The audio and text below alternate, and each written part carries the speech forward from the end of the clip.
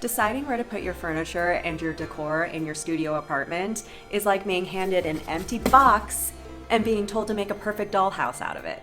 You expect me to make an effing home out of this? That's what it can feel like to decorate a studio apartment. But guess what? Deciding how to configure your furniture and your decor in your studio apartment is actually easier than you think. There are 3 interior styling concepts I use that, when deployed, basically guarantee that your studio will feel more inviting and spacious and less cluttered and cave-like. One of the main questions I get asked about styling a studio is, how do I lay out my studio? Where should my furniture go? How do I make it flow? And in my experience in figuring out the furniture layout for my own studio apartment, I have boiled it down to these 3 concepts that you can use for virtually any studio shape or size. This is what boxes are for. And before we dive into those 3 concepts, if you haven't watched my full studio apartment tour yet, I'm going to link to that below in the description, and you can see a more thorough view of my studio apartment layout. And if you have any friends who live in a studio apartment, share this video with them. Tell them to come on over. I have coffee, tea, wine, and brandy, which is my drink of choice, because deep down I have the soul of an 85-year-old gentleman. And if you have any questions about styling a studio apartment, tell me in the comments below and I will give you my 2 cents. So the first concept that you can use to help you decide how to lay out your furniture in your studio apartment is the idea of triangles. So let me start off by telling you about my Big 3 concept. I talk about my Big 3 concept in my Studio Styling 101 workbook, which I'll link to below. It comes in handy if you want a resource that'll help you through the beginning stages of styling your studio, but here's the gist of it. Your Big 3 are your 3 main pieces of furniture in your apartment. And I challenge you to limit yourself to only 3 big pieces of furniture, and that's it. Hence the Big 3. Select 3 pieces of furniture that will serve as the only big pieces of furniture in your studio. Why 3? Because the human eye likes triangles. So anytime you can create a triangle in your space, it'll be visually appealing. And since you have limited space in a studio apartment and there's only so much room for large pieces of furniture, I think choosing 3 pieces, 3 large pieces, and limiting yourself to that is a way to not only budget the amount of space you're taking up, but also to make it visually appealing because of the triangle theory. My Big 3 in my studio are my couch, my bed, and my desk over there. They form a triangle that unifies the whole studio, making it feel more balanced and harmonious.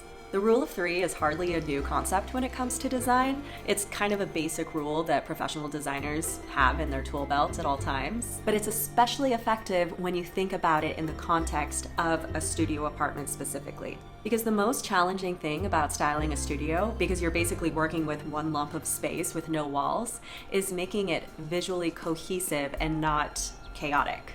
Triangles are this magical shape that basically act as an antidote to visual chaos. The second concept I want to talk about that will help you decide how to lay out your studio apartment is the idea of separation. This is another one of the big questions I get asked about styling a studio is, how do I create separation in my studio? First of all, I want to tell you that I think that the idea of separation in a studio is emphasized a little too much. I think we can all collectively chill out a little bit on the idea of separation in our studios and think of it more as cohesion and flow. Yes, creating separate zones in your studio apartment is a good thing, but creating literal separation, like with a faux wall or a bookcase or a curtain, can actually make your studio apartment look smaller and more closed off, depending on your studio. If a faux wall or a bookcase or something like that actually serves to make your studio apartment more cohesive, great. But separation for separation's sake runs the risk of making your studio look smaller and more disjointed. A single piece of furniture can provide all the separation you need, which is what my couch does. My couch is a very clear separator that separates the living room zone from the bedroom zone. And for this studio, that's all that's needed. So it really can be much simpler than you think. You don't have to go over the top. Another easy way to create separation or cohesion in your studio is to pay close attention to where you hang your artwork. Pretend the zones of your studio are divided by invisible walls that would prevent you from hanging art in between zones, say in between your living room and your bedroom. Let me show you. See how my living room artwork doesn't overlap into my bedroom area? And then same thing with my bedroom area artwork, it doesn't overlap into the living room area, which is distinguished by my couch. My couch is basically my invisible wall that makes it so that art cannot overlap on either side. This makes it so the eye doesn't get confused. Even if your studio is laid out perfectly into separate zones, if your artwork straddles two of those zones simultaneously, it instantly destroys the illusion of separation.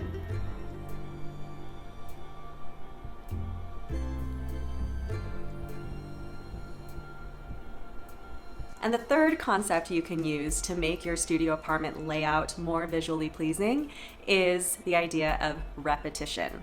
One of the biggest complaints people have about studio apartment living is that their space doesn't feel cohesive and it just feels kind of like a hodgepodge. Well, repetition is a great cure for that. When it comes to studio apartment styling, repetition is a powerful tool that will give you instant cohesion. To get started, I recommend brainstorming some ideas on colors, visual themes, subject matter that you would like to see repeated throughout your studio. To demonstrate what I mean, let me walk you through the ways I use repetition in my studio to create visual appeal. One way is I repeat the same colors throughout the space and I don't really deviate from them. Will some people think that's boring? Maybe. But we're talking about a studio apartment here, and consistent, repetitive colors create cohesion and unify the space. I also repeat visual themes throughout the space, like black and white photography, typography, raw wood with iron. I utilize repetition with my sound wave art over here. Imagine if only one of these were hanging above my bed right here. It would look puny and out of place. But if you repeat it 3 times, suddenly it has visual impact.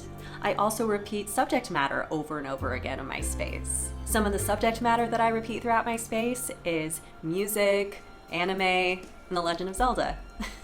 So I'm not talking about just repeating things that are visually attractive. I'm also talking about choosing specific interests and passions of yours and repeating those throughout the space.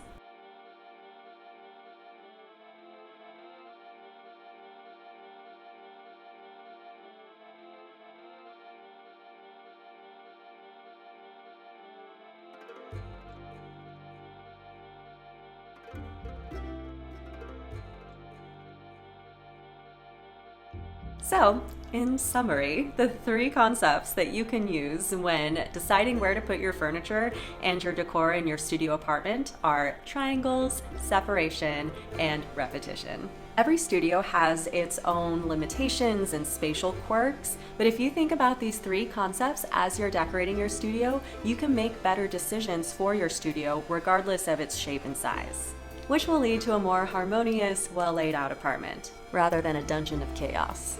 For daily glimpses into my studio apartment life, follow me on Instagram at moda.misfit. And to stay on top of all the episodes of Living Pretty, be sure to subscribe and hit the bell to be notified when a new episode goes up every week. Happy styling, my friend.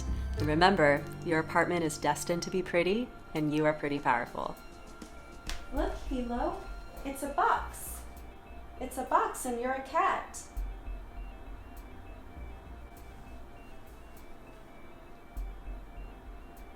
I have a cat who doesn't like playing in boxes.